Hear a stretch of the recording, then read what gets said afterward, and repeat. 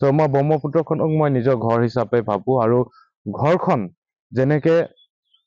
প্ৰতিজন ব্যক্তিয়ে চাফা কৰি ৰাখে সেই মৰ্মে ময়ো ব্ৰহ্মপুত্ৰখন চাফা কৰা প্ৰয়াসেৰে 2021 চনৰ পৰা মই মোৰ এটা পদক্ষেপ কাম কৰি আছো ব্ৰহ্মপুত্ৰ প্লাষ্টিক ফ্ৰী আৰু প্লাষ্টিক ফ্ৰী থিমছ দিছো আৰু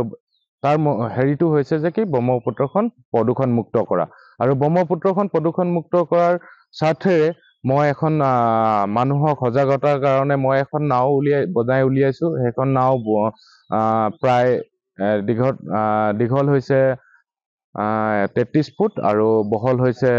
5 ফুট আৰু ইয়াত প্ৰায় 3000 ৱেষ্ট পানী বটলৰ জইন দি বনাইছো আৰু এই বটলেদি মই গোটেই নদীখনত যিমান মানে চৰচাপৰিত লাগি থকা প্লাষ্টিকৰ যি প্ৰদূষণ কৰি ৰখা ব্ৰহ্মপুত্ৰখনত প্লাষ্টিক পৰি আছে তাক চফা কৰি মই এই যাত্ৰা ডিব্ৰুগড় বগীবিলৰ পৰা গুৱাহাটীৰ